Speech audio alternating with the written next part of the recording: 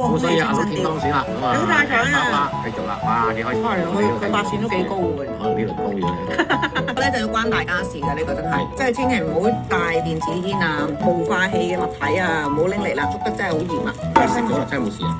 冇事啊！做咩啊？你好驚啊？等你試一試。我食成條食咗咯喎！我話邊有人帶個幫過嚟，好黐線。唔係幫啊，嗰個係食水煙嗰啲 Shisha 啊。就意思即係講嗰得幫咯。但係我話我哋會痛痛。唔會啊！做咩你覺得會變咗咩？唔係嘅。應該冇嘢啩？啲冇寫過期日子喎。屌你咁先有咩用咩？食之前又唔使，如果有冇抵咗先食。